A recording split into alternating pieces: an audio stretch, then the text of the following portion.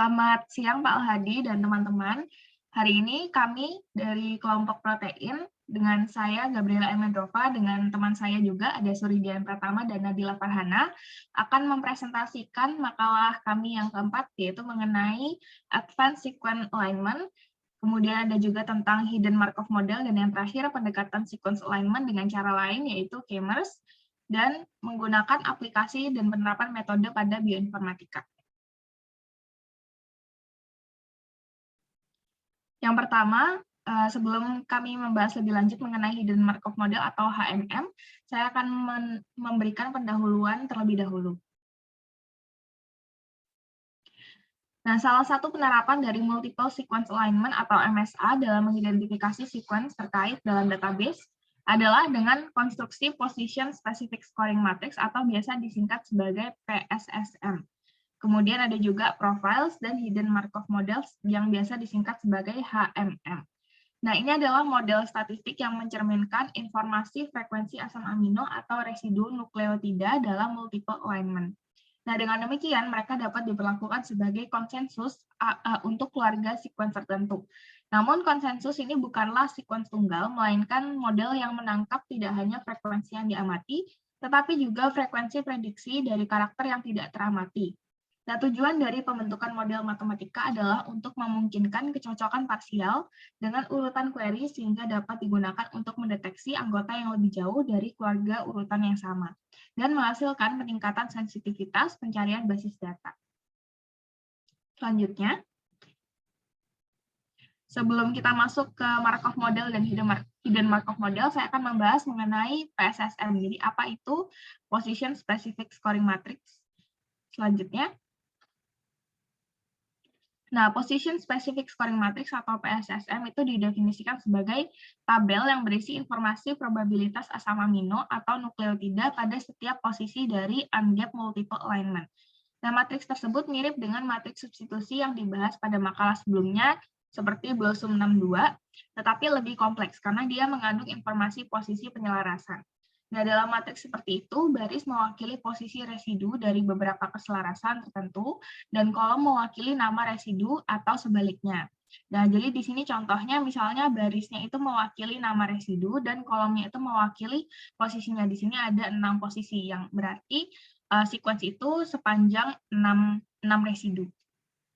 Berikutnya, nah bagaimana cara membuat PSSM? Yaitu yang pertama kita bisa melihat dari beberapa alignment. Nah, di sini contohnya ada 5 alignment dengan panjangnya 6. Nah, pertama-tama kita mengubah dulu multiple alignment ini ke dalam sebuah tabel frekuensi.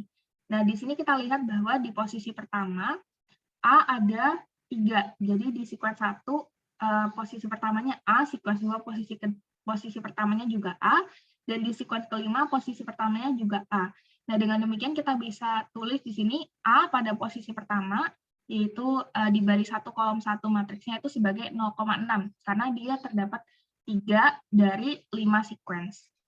Dan seterusnya, kita bisa menghitung A pada posisi kedua, yaitu ada terdapat 3A juga, yaitu pada sequence 2, sequence 3, dan sequence 5, maka kita tulis di situ A2-nya itu adalah 3/5, yaitu sama juga 0,6 dan seterusnya. Selain itu, kita juga menghitung overall frekuensi dari masing-masing nukleotida.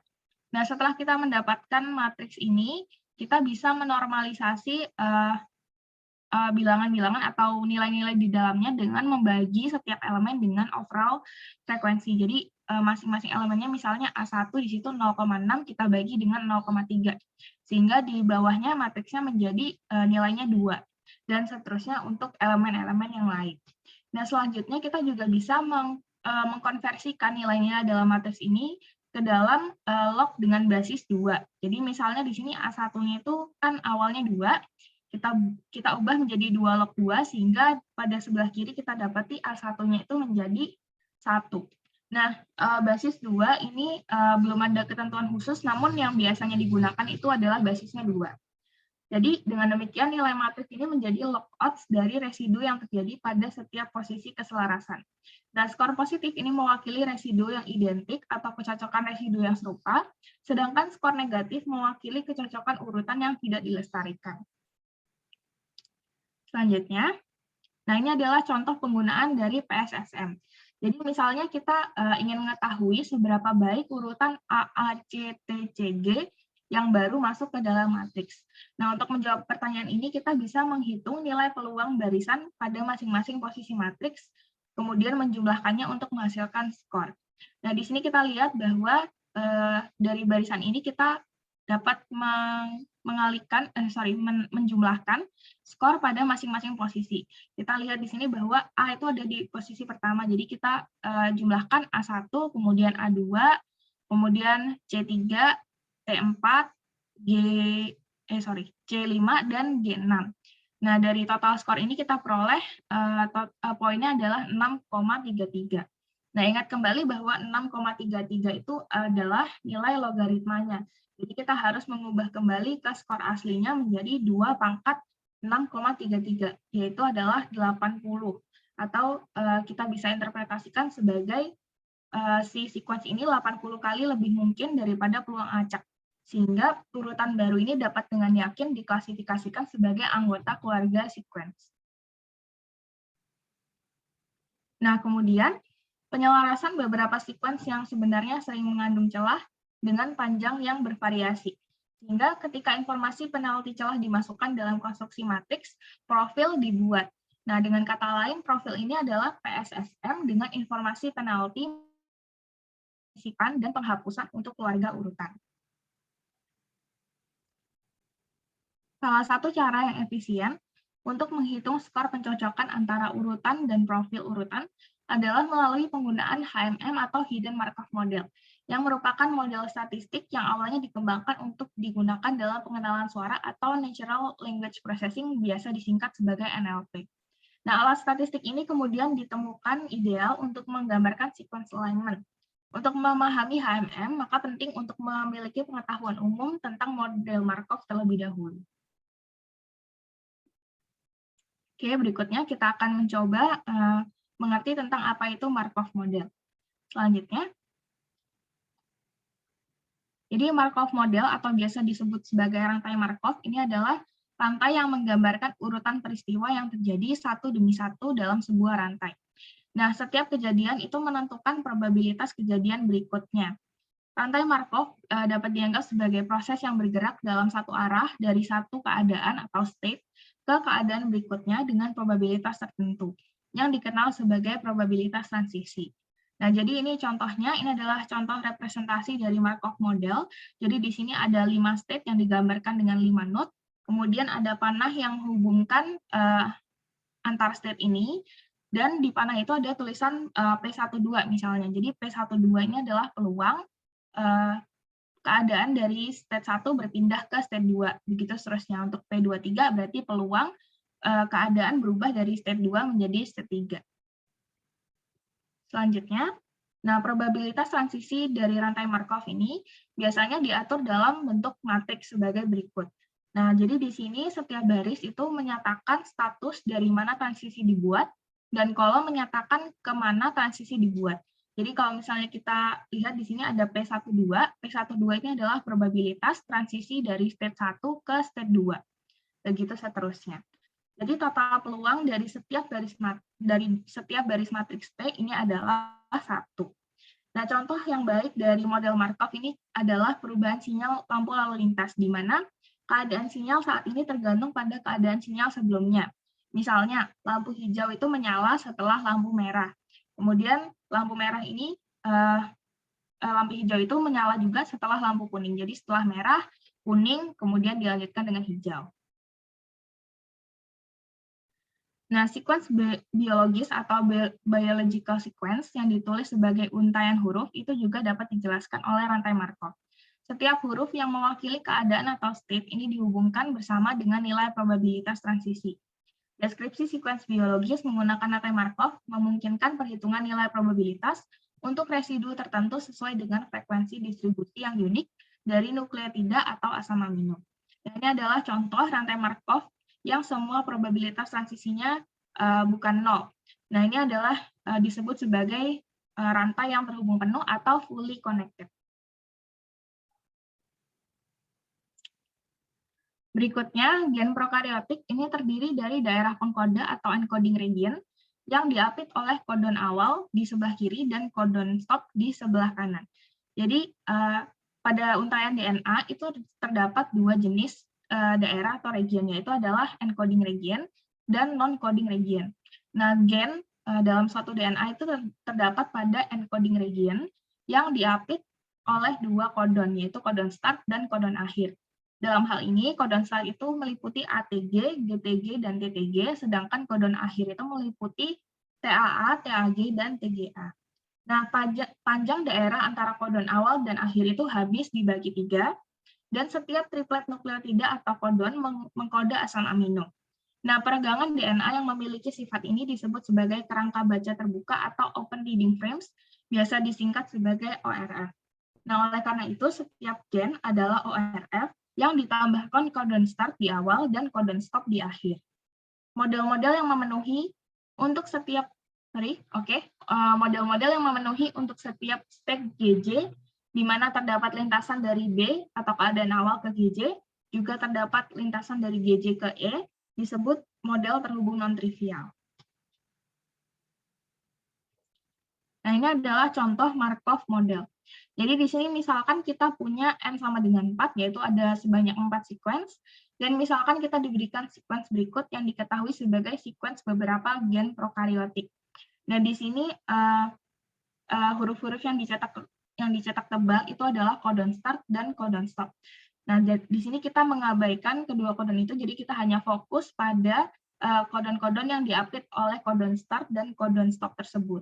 Nah, kita lihat di sini, kita bisa menghitung peluang gen dimulai dari nukleotid A, atau biasa ditulis sebagai P0A. Nah, yang dilingkari merah itu ada 2A, jadi pada awalnya itu ada 2 sequence yang diawali oleh A. Oleh karena itu, kita bisa menghitung peluang gen dimulai dari nukleotid A itu adalah 2/4, karena ada 4 sequence, atau sama dengan 1/2. Selanjutnya, nah selain itu kita juga bisa menghitung peluang terdapatnya urutan AA, atau biasa ditulis sebagai PAA. Nah di sini kalau kita lihat, ada 4 kali kejadian di mana muncul urutan AA, yaitu yang pada bagian saya lingkari, dan ada 13 kemungkinan urutan dengan awalan A, sehingga peluang terdapat urutan AA atau PAA ini sama dengan 4/13. Nah, dengan cara yang sama, kita juga bisa memperoleh hasil seperti gambar di samping. Kita bisa menghitung peluang-peluang yang lainnya dari barisan-barisan ini, dan kita juga bisa membuat rantai Markov seperti gambar di bawah ini. Nah, kalau kita perhatikan, di sini rantainya itu tidak fully connected dan terhubung secara non-trivial. Selanjutnya adalah Hidden Markov Model atau biasa disingkat sebagai HMM. Nah, dalam model Markov, semua keadaan dalam sequence linear dapat diamati secara langsung. Nah, dalam beberapa situasi, beberapa faktor yang tidak teramati ini mempengaruhi perhitungan transisi keadaan. Untuk memasukkan faktor-faktor tersebut dalam perhitungan memerlukan penggunaan model yang lebih canggih, yaitu adalah HMM atau Hidden Markov Model. HMM ini menggabungkan 2 atau lebih rantai Markov dengan hanya satu rantai yang terdiri dari status yang diamati dan rantai lainnya terdiri dari status yang tidak teramati atau tersembunyi, yang mempengaruhi hasil dari status yang diamati. Jadi di sini ada dua jenis rantai, ada yang dicetak tebal dan ada yang dicetak abu-abu. Nah di sini rantai yang dicetak tebal itu mewakili state-state yang diamati, sedangkan rantai yang dicetak abu-abu itu adalah state-state yang tidak diamati atau tersembunyi. Nah, sebagai contoh, dalam alignment bercelah, celah ini tidak sesuai dengan residu apapun dan dapat dianggap sebagai keadaan yang tidak dapat diamati. Namun, secara tidak langsung, celah ini juga bisa mempengaruhi probabilitas transisi dari keadaan yang diamati. Jadi, di sini celah itu bisa diwakilkan oleh bagian yang dicetak abu-abu. Oke, berikutnya. Nah, seperti dalam rantai Markov, dalam HMM, probabilitas berpindah dari satu keadaan atau state ke keadaan lain disebut sebagai probabilitas transisi atau transition probability. Nah, setiap state dapat terdiri dari sejumlah elemen atau simbol. Untuk urutan nukleotida, maka ada 4 simbol yang mungkin, yaitu A, T, G, dan C di setiap state. Kemudian untuk urutan asam amino, maka ada 20 simbol yang mungkin. Nah, nilai probabilitas yang terkait dengan setiap simbol di setiap state itu disebut sebagai probabilitas emisi atau emission probability. Nah, kita lihat di gambar ini ada dua jenis state. Nah, dalam hal ini state ini bisa dibagi menjadi dua, yaitu encoding state dan non-coding state. Selanjutnya. Nah, ini adalah contoh perhitungan HMM dari contoh gambar yang kita tampilkan sebelumnya. Jadi untuk menghitung probabilitas total dari suatu jalur dalam model tertentu, probabilitas transisi dan emisi yang menghubungkan semua state tersembunyi serta state yang diamati itu perlu diperhitungkan. Nah, ini adalah contoh sederhana di mana kita menggunakan dua keadaan dari HMM parsial untuk mewakili atau menghasilkan sequence. Jadi misalkan di sini kita mau menghitung probabilitas kita mendapatkan urutan AG dari state yang berbeda. Maka kita bisa kalikan semua peluang dari masing-masing state dan mengalikan juga dengan peluang transisinya, yaitu adalah 0,8 kita kalikan dengan 0,4 karena dia berpindah state. Kemudian kita kalikan lagi dengan 0,32, yaitu adalah emission probability J pada state 2. Jadi kita peroleh di sini peluangnya adalah 0,102. Oke, berikutnya ini adalah contoh pembentukan hidden Markov model. Nah, misalkan kita diberikan sequence sebagai berikut, maka bagian yang dicetak tebal ini merupakan bagian exon atau encoding state. Dan bagian yang tidak dicetak tebal itu merupakan bagian intron atau non-coding state. Nah, maka di sini kita bisa menghitung emission probability dari coding state, yaitu adalah peluang munculnya A sama dengan total jumlah A coding dibagi dengan total nukleotid coding.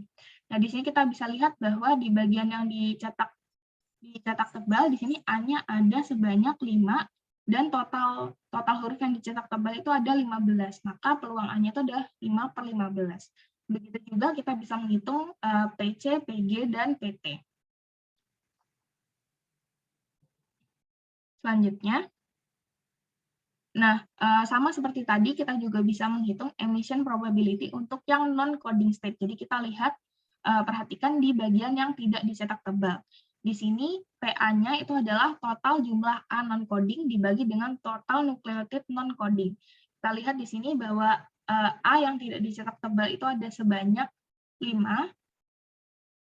Oh, sorry, ini kayaknya ada typo sedikit, itu seharusnya 3, kemudian total yang tidak dicetak tebal itu ada sebanyak 15. Maka di sini tulisannya PA itu harusnya sama dengan 3/15.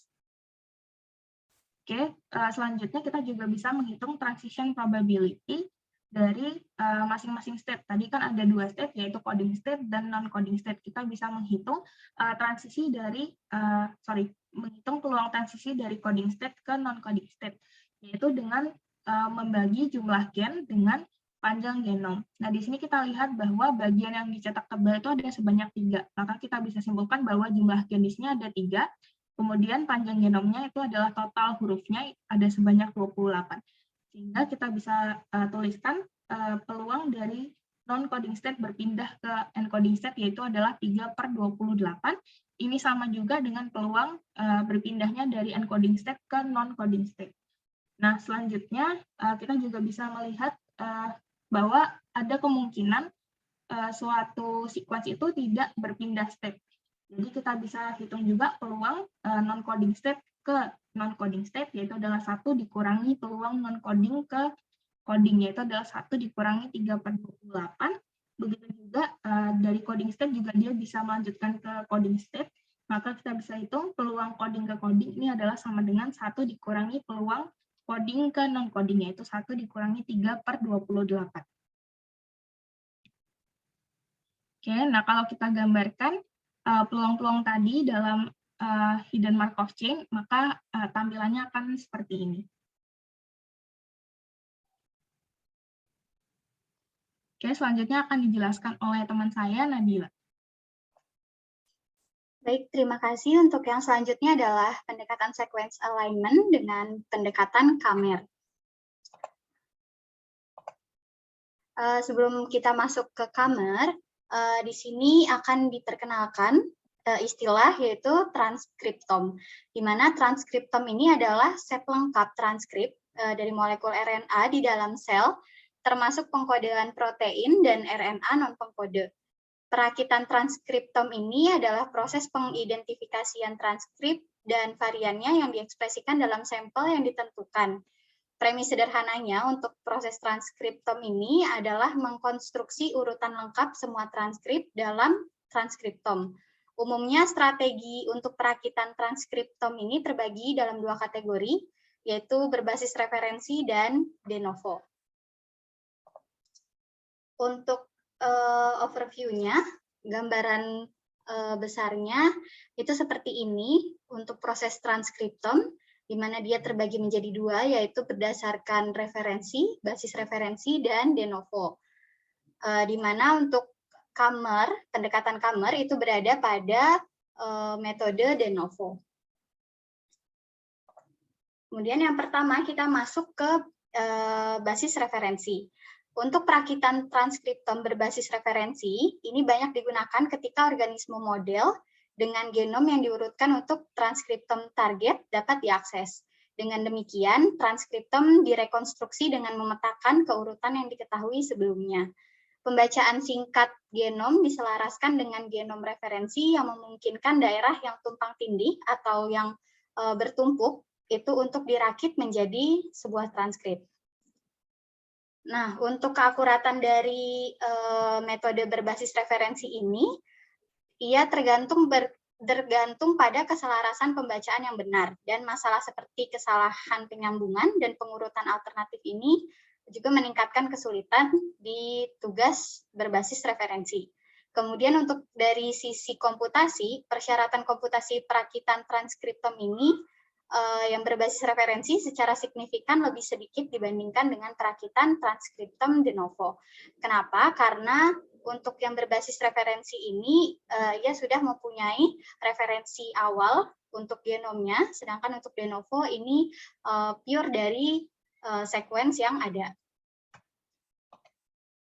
Kemudian kita masuk ke de novo, yaitu perakitan transkriptom de novo biasanya menggunakan strategi yang melibatkan pembuatan graf de Bruijn, di mana dalam pendekatan ini semua turunan dengan panjang K ditemukan dalam bacaan, dan ini dikenal sebagai Kammers. Untuk awalnya, di metode de novo ini digunakan overlap layout konsensus, namun karena seiring berjalannya waktu, dan kemudahan yang ditemukan dalam metode graf de Bruijn, akhirnya de novo ini menggunakan graf de Bruijn untuk menyelesaikan permasalahan sequence DNA sequence. Kemudian ini adalah contoh dari graf de Bruijn, di mana misalkan kita punya dua untai DNA, yaitu yang di dalam kotak biru GTA AGTC dan GTA AGAG.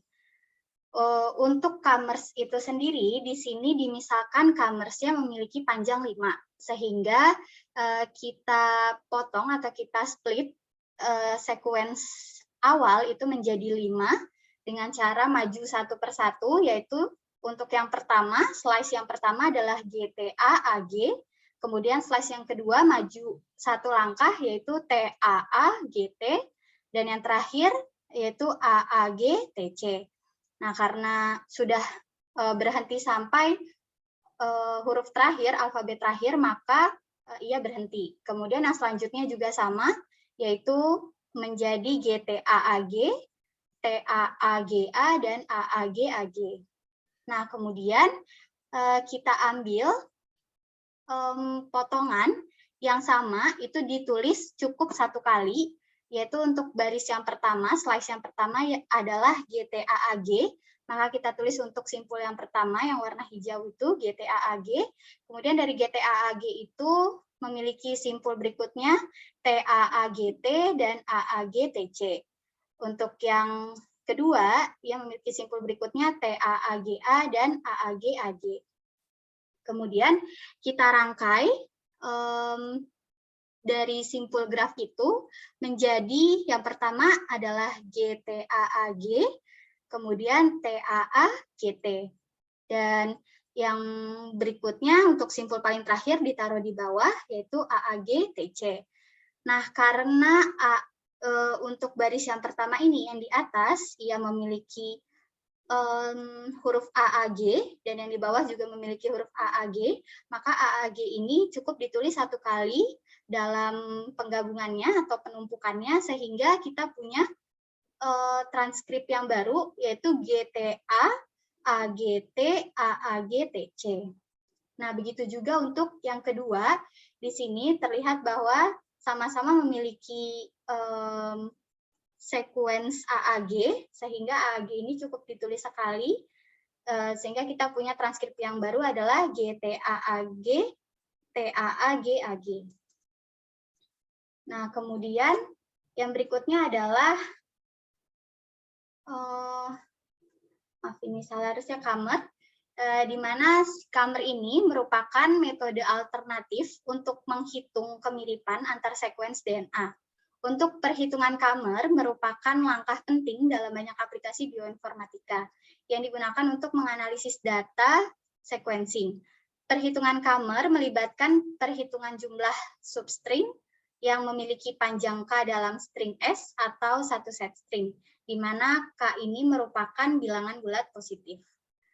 Untuk contoh dari Kammer itu sendiri, misalkan di sini ada dataset R yang memuat pembacaan yang masing-masingnya ini memiliki panjang 6. Pembacaan dari sequencing, yaitu di sini kita punya sequence DNA. Yang pertama ada ACG-TTA, yang kedua ada ACG-TTA, dan yang berikutnya juga ada ACG-TTT. Nah, di mana dalam dataset tersebut memiliki dua untai yang unik, yaitu ACG-TTA dan ACG-TTT. Nah, misalkan kita ingin melihat Kammer untuk K-nya ini sama dengan 4. Maka dari dua untai tersebut, kita bisa memiliki 9 4mer, karena kan kita K-nya pakainya 4. Nah, maka kita punya hasilnya itu ACGT, CGTT, GTTA, dan seterusnya sampai GTTT. Nah, dalam perhitungannya ini diperoleh 4 hasil unik dari 4mer yang dapat direpresentasikan dengan jumlahnya. Jadi kita cukup menulis hasilnya itu sebagai ACGT 3, yang artinya sekuens ACGT ini muncul atau diperoleh sebanyak 3 kali, kemudian CGTT 3, GTTA 2, dan GTTT 1. Nah, untuk prosesnya secara gambarnya bisa dilihat di sebelah kanan. Ini misalkan kita ada DNA sequence yang lain, yaitu ada ACGA, GGTA, CGA. Nah, kita mau buat dia menjadi 4mers, maka kita cukup slice DNA sequence tersebut menjadi 4 bagian sampai ke huruf yang terakhir. Kemudian yang berikutnya, perhitungan Kammer ini bukanlah salah satu dari masalah labirin yang rumit dan membingungkan. Karena masalah ini merupakan masalah yang sangat sederhana, di mana frekuensi setiap Kammernya ini dalam urutan yang diberikan dapat dihitung. Umumnya dapat dicari 3 jenis frekuensi yang berbeda, yaitu jumlah totalnya, jumlah berbeda atau distingnya, kemudian jumlah uniknya. Jika diberikan untai DNA sepanjang N, maka kita juga bisa menghitung jumlah total Kammer yang didapat, yaitu dengan rumus total Kammer sama dengan N min K plus 1, di mana N-nya adalah panjang sequence DNA-nya, kemudian K-nya adalah koefisien dari Kammer itu sendiri, dan ditambah 1.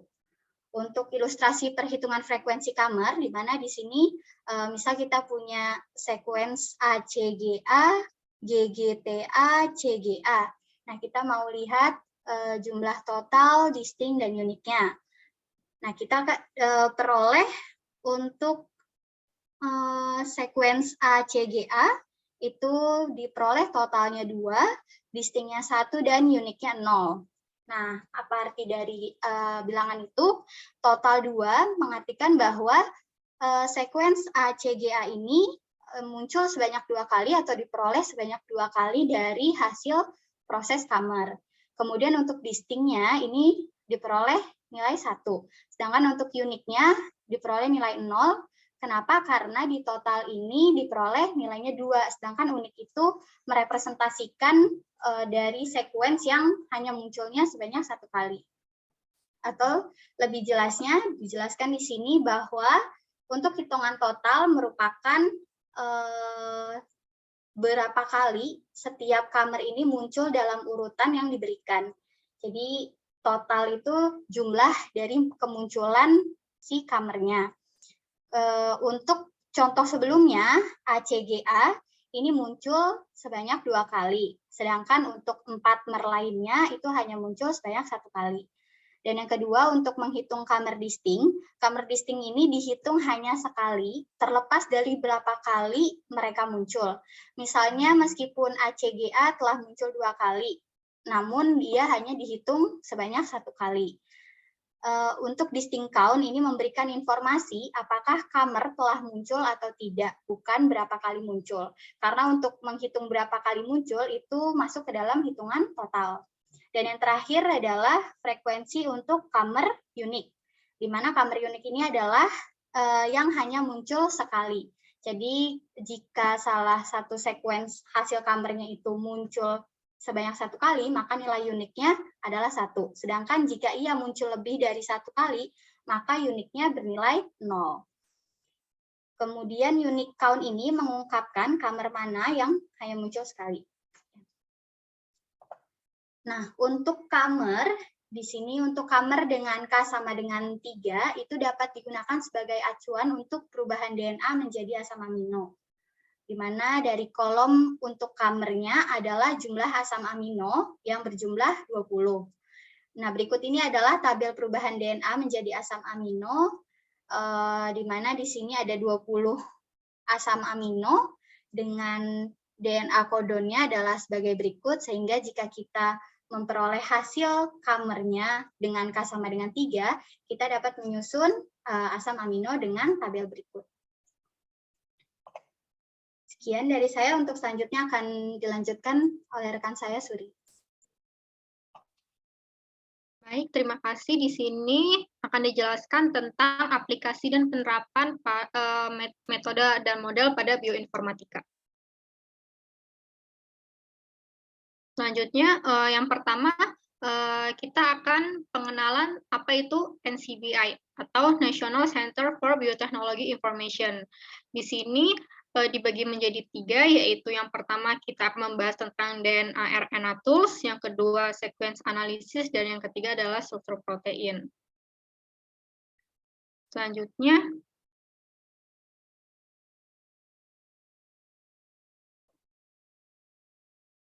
ya, ini untuk yang DNA RNA tools, yang pertama itu terdapat GenBank. Bank di sini bagian dari database nukleotida internasional yang bekerja sama dengan Data Bank of Japan atau kita singkat dengan DDBC, the European Molecular Biology Laboratory atau EMBL, dan GenBank at NCBI. Untuk biosistemnya, itu adalah database yang berisi tentang korelasi biologi dari gen, protein, dan small molecule berdasarkan literatur. Di sini kita dapat menggunakan untuk menganalisis fungsi protein dan interaksi protein yang kita teliti pada level sel. Untuk sistem ini terhubung dengan beberapa database biosistem seperti Reactome dan KEGG. Misal, kita ingin mengetahui bagaimana keberadaan atau fungsi dari protein P53 di dalam sel tersebut yang ada di gambar di bawah ini. Nah, jadi kita akan memasukkan si P53 itu ke dalam keyword box-nya.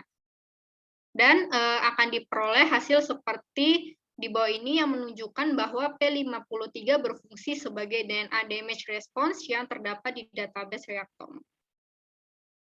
Selanjutnya,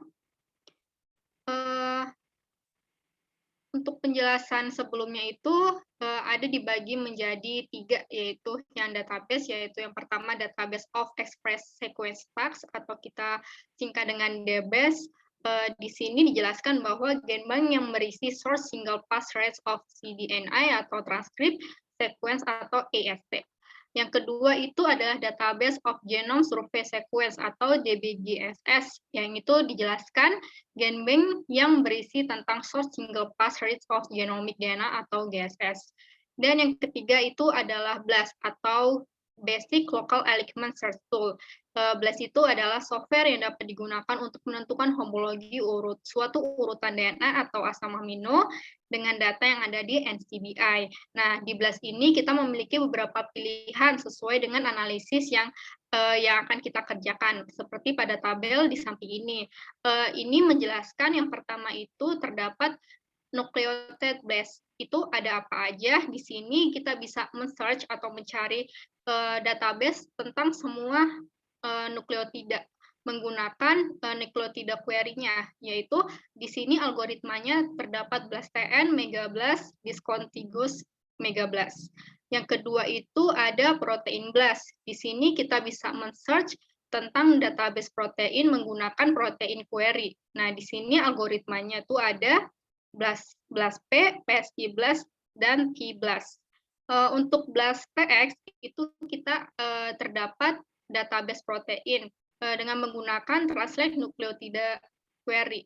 Dan selanjutnya itu ada TBLAST-TN, itu kita akan men-search di dalamnya ada database tentang Translate Nucleotida menggunakan protein query, dan yang terakhir yaitu T-BLAST-X, yaitu yang berisi database Translate Nucleotida menggunakan Translate Nucleotida Query. Selanjutnya,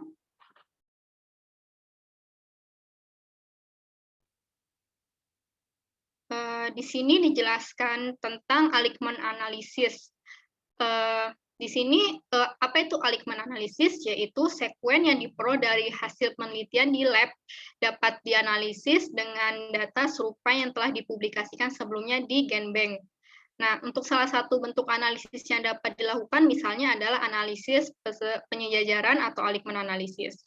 Untuk alignment analysis ini digunakan untuk membandingkan dua sekuen atau lebih. Program yang digunakan untuk penyejajaran analisis itu yaitu BLAST atau Basic Local Alignment Search Tool. Program ini dapat diakses melalui website National Center for Biotechnology Information at the National Library of Medicine in Washington DC. Nah, ini adalah webnya yaitu HTTP yang terdapat database untuk BLAST-nya.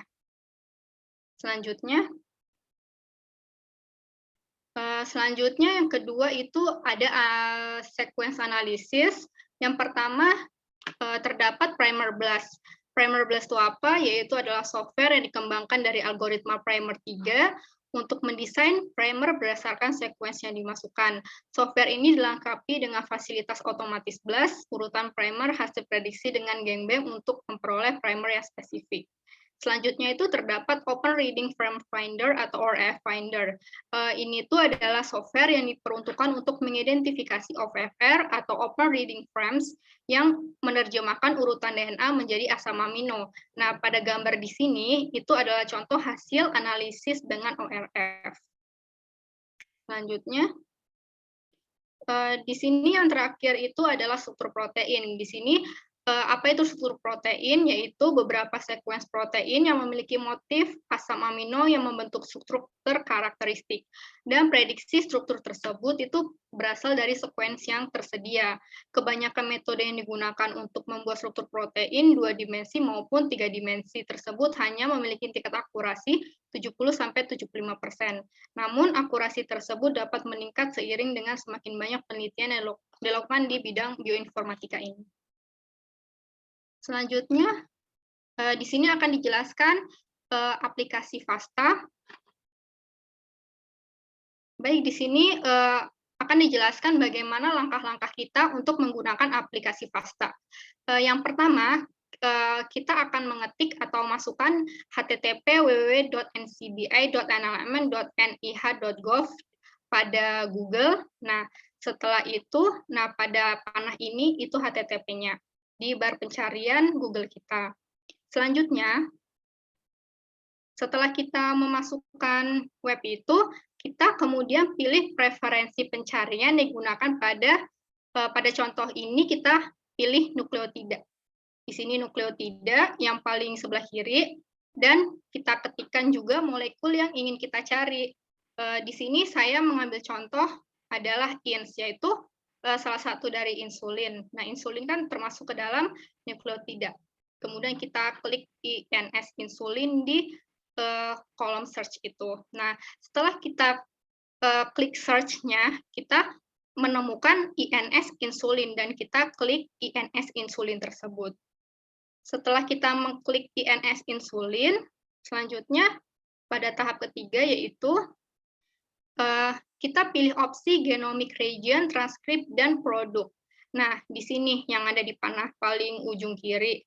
Nah, selanjutnya karena kita ingin menggunakan format FASTA, kita klik pilihan FASTA untuk memperoleh sekuen nukleotida dari INS dalam bentuk FASTA. Nah, setelah kita mengklik INS dalam bentuk FASTA, kita mendapatkan format FASTA yang diperoleh sebagai berikut.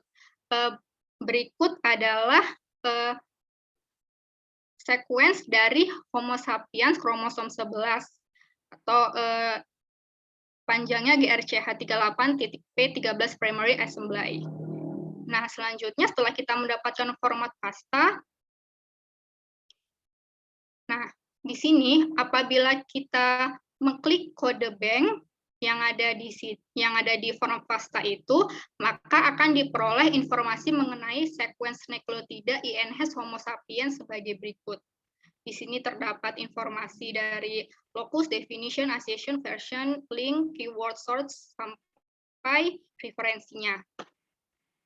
Selanjutnya, karena kita ingin membandingkan dua sequence, kita akan melakukan kembali ke langkah 2. Ke langkah 2 tuh yang seperti apa? Kita akan kembali ke NCBI, kembali ke web, dan kita akan mengklik apa yang kita mau, men-search apa yang kita mau. Di sini nukleotida, dan di sini saya pilih nomor 4, yaitu synthetics construct Homo sapiens clone CCSBHM underscore 0001062 INS mRNA underscore encodes complete protein. Nah, ini nomor 4. Setelah saya klik nomor 4, selanjutnya kita ke langkah berikutnya, yaitu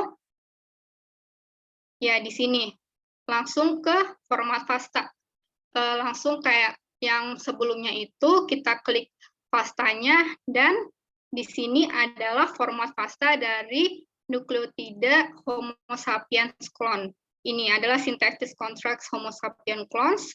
Nah, setelah itu apabila kita klik kode gen bank seperti tadi, maka akan diperoleh informasi dari sequence nukleotida dari INS Homo sapiens clone sebagai berikut. Berikut adalah informasi dari nukleotida yang kedua atau sequence yang kedua.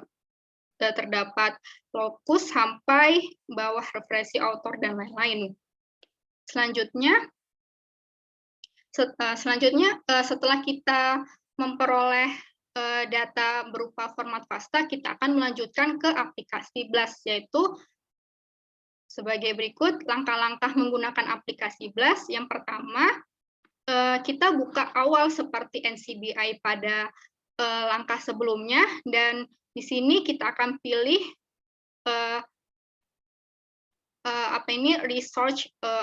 tombol research. Nah, kita klik opsi DNA dan RNA. Kemudian kita pilih opsi BLAST atau Basic Local Alignment Search Tool seperti gambar berikut, karena kita ingin menggunakan BLAST. Selanjutnya, dan dari kita mengklik BLAST itu, muncullah tampilan gambar seperti berikut. Selanjutnya kita akan mengklik pilihan opsi yang nukleotid BLAST. Selanjutnya, setelah kita mengklik yang tadi, di sini kita klik kolom align to or more sequence yang ada di panah yang di atas itu. kenapa kita mengklik itu kita untuk membandingkan dua sequence nukleotida yang telah kita dapatkan tadi. Kemudian kita masukkan sequence yang ingin dibandingkan pada kolom yang tersedia, yaitu ada dua kolom, yaitu kolom yang atas dan kolom yang bawah. Nah, sequence yang dimasukkan itu harus berupa format FASTA. Selanjutnya, kita akan klik tanda plus pada ujung kiri bawah. Selanjutnya, setelah kita klik tanda plus yang tadi, maka akan diperoleh tampilan sebagai berikut. Nah, di sini diperoleh nilai max scores-nya yaitu 348 dan total scores-nya yaitu 615. Kemudian klik alignment untuk melihat tingkat kesamaan sequence yang dibandingkan. Nah, di sini setelah memilih opsi alignment terlihat tampilan sebagai berikut. Nah, pada tampilan tersebut dapat diartikan bahwa kedua sequence tersebut memiliki kesamaan lebih dari 99% pada panah ini, dan bagian-bagian dari kedua sequence yang tidak dihubungkan suatu garis vertikal menunjukkan letak perbedaan dari kedua sequence tersebut. Selanjutnya, untuk BLAST telah selesai, dan sekarang tentang aplikasi ClustalW. Nah, pada penelitian ini menggunakan metode browsing pada GenBank dalam situs National Center for Biotechnology Information atau kita singkat NCBI yang tadi, dan analisis yang tadi sequence itu akan dilakukan menggunakan software yang telah kita lakukan berupa BLAST, dan dalam situs DNA Data Bank of Japan, di sini Alink ini Alink itu untuk mengetahui indeks similaritas dan ClustalW untuk menganalisis hubungan similaritas dan filogenetik dalam situs European Bioinformatics Institute atau kita singkat dengan ABI. Nah, serta review untuk membaca cladogram. Data biologi dan analisis adalah sekuen nukleotida. Selanjutnya, di sini dijelaskan langkah-langkah penggunaan aplikasi ClustalW. Yang pertama,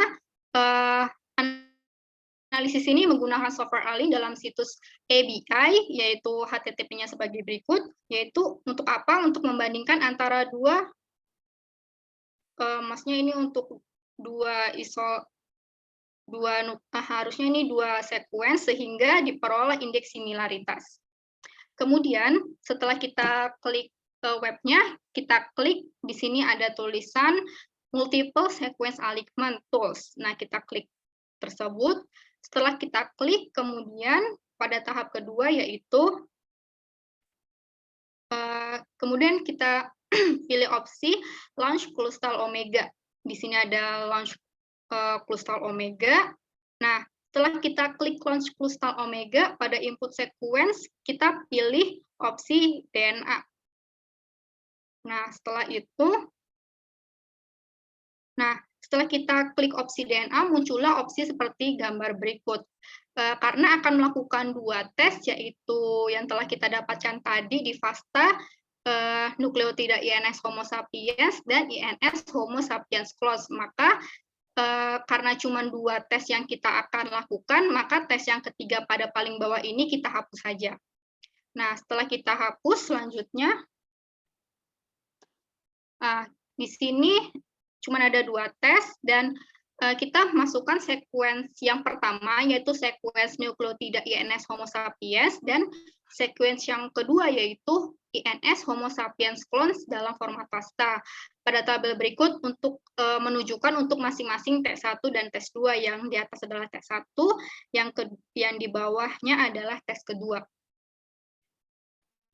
Selanjutnya, setelah kita masukkan sequence tersebut ke dalam tabel, kemudian kita klik opsi submit yang di ujung kiri bawah. Kemudian setelah kita submit, nah di sini terlihat gambar tampilan seperti ini. Nah, pada posisi alignment di sini muncul gambar sebagai berikut. Nah, untuk tanda bintang di situ menunjukkan converse. Apa itu? Di sini kalau ada bintangnya yaitu mengartikan melestarikan dari kedua sequence alignment tersebut. Selanjutnya tadi kan Alikmans. Nah, sekarang itu adalah phylogenetic tree. Phylogenetic tree itu pada opsi ini muncul gambar sebagai berikut yang menunjukkan kesamaan nilai pada tes 1 dan tes 2, yaitu pada dua sekuens tersebut, yaitu yang bernilai 0,36543.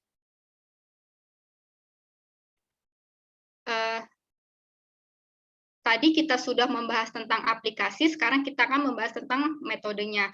Nah, di sini kita akan yang pertama yaitu Khamir, yaitu metode yang digunakan untuk ekstraksi ciri dengan melakukan perhitungan frekuensi Khamir. Nah, di sini kita akan melakukan perhitungan dengan metode Khamir yang datanya dari FASTA, format FASTA, yaitu dua nukleotida hanya menggunakan data sequence nukleotida ins Homo sapiens. Di sini satu saja. Nah, di sini digunakan perhitungan dengan Python, yaitu kode Python-nya sebagai berikut. Di sini kita masukkan untuk Khamirnya K-nya sama dengan 5. Setelah kita masukkan K yang sama dengan 5 dan kita masukkan datanya menggunakan format FASTA, maka selanjutnya di slide berikutnya akan terlihat output seperti ini. Di sini ada K-nya 5, panjangnya berarti 5. Sebenarnya ini masih banyak di bawah kode-kode kodonnya. Di sini hanya diberikan sampel outputnya saja. Nah, di sini terlihat bahwa hasil yang didapat dengan K-nya sama dengan 5 untuk setiap pasangan 5 karakter basah pada sekuens DNA yang tadi insulin Homo sapiens terdapat paling banyak yaitu maaf, ini harusnya AGCCC. Ini harusnya AGCCC yaitu 10, ini tipe, dan di sini memiliki fitur atau pengaruh paling besar dalam sekuens DNA yang diamati. Selanjutnya, di sini hidden Markov penjelasan sedikit. Di sini metode itu hidden Markov itu digunakan untuk penyelesaian permasalahan HMM, diantaranya algoritma forward backward, algoritma Baum-Walsh, dan algoritma Viterbi. Di sini saya akan menggunakan satu algoritma saja, yaitu algoritma Viterbi yang digunakan untuk menentukan barisan hidden state yang paling optimal dari suatu barisan observed state. Nah, di sini dilakukan perhitungan dengan metode hidden Markov menggunakan data sequence nukleotida INS Homo sapiens dalam format FASTA yang telah kita kerjakan sebelumnya. Selanjutnya, di sini perhitungan menggunakan Python, kodenya seperti ini. Kita masukkan si datanya yaitu format FASTA yang INS Homo sapiens. Selanjutnya, next, ini masih kodenya, kode Python-nya, next. Dan di sini output-nya. Nah, output-nya itu bisa dilihat kesimpulannya yaitu hasil yang didapatkan adalah angkanya 0 dan 210.